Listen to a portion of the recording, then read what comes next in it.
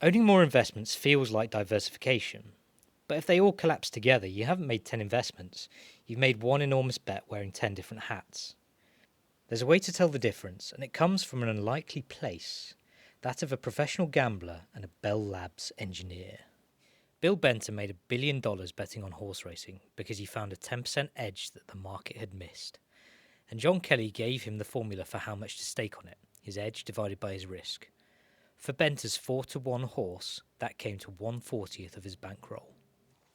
But here's the really interesting part. Bill has only committed 2.5% of his money. So what happens to the other 97.5%? Surely he shouldn't leave it all sitting in cash. Exactly. Every time Bill discovers another profitable opportunity that's largely independent of the first, Kelly gives him another optimal position size. Instead of pushing all his chips into one horse, he spreads his capital around many different edges. That's exactly what Bill Benton and his syndicate did. They placed thousands of carefully sized bets across multiple races, often happening simultaneously. They weren't making one enormous bet, they were building a portfolio of them. And that's when it hit me. Bill wasn't really solving a gambling problem at all. He was solving an investing problem. Because a portfolio of horse races isn't all that different from a portfolio of assets. Each horse can be likened to an investment, and each edge becomes an expected return. Some finance professionals refer to this as alpha. And each investment still has a measure of risk. At first, it seems wonderfully simple. Just calculate the Kelly fraction for every single investment, and you're done. Except there is one pretty huge problem. Investments don't move independently. When one company struggles, others often struggle too.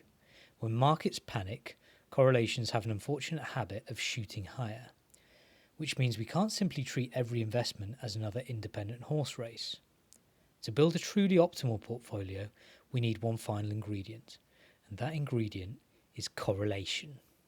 Correlation is a measure of how closely two investments move together. If two stocks rise and fall at exactly the same time, their correlation is +1. If their movements have nothing to do with each other, it's around 0. And if one reliably rises whenever the other falls, their correlation is -1. The lower the correlation, the more genuine diversification we get. Because owning 10 investments that all collapse together isn't really diversification. It's one enormous bet wearing 10 different hats. So before Kelly can tell us how much to invest, we need to understand how every investment behaves in relation to every other investment.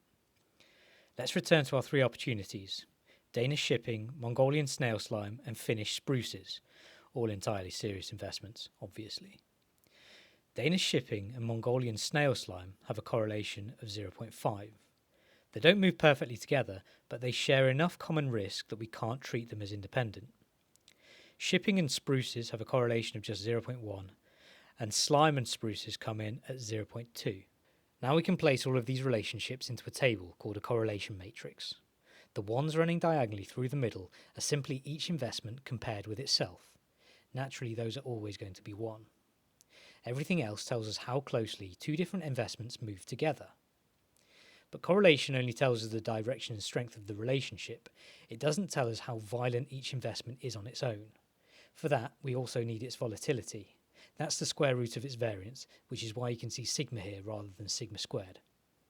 Combine the correlation between two investments with the volatility of each, and we get something called covariance. Yes, we have now introduced both variance and covariance.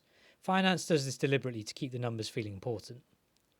Covariance tells us not only whether two investments move together, but how much shared risk that relationship creates. The diagonal of this new table contains the variance of each investment, but the other cells are just as important.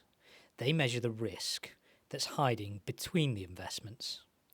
If you like, one row captures an investment's entire social life, how risky it is on its own, and how much trouble it tends to get into with everyone else. And now Kelly can finally see the entire portfolio at once. Instead of dividing each investment's expected return by its own variance, we can feed in every expected return and every relationship into one calculation. In mathematical shorthand, the optimal portfolio is the inverse of the covariance matrix multiplied by our expected edges. Now that sentence contains at least 3 excellent reasons to close this video immediately. But the idea behind it is actually very simple. Kelly rewards investments with strong expected returns, and it penalises investments that are individually risky. It also penalises investments that duplicate risks we already own.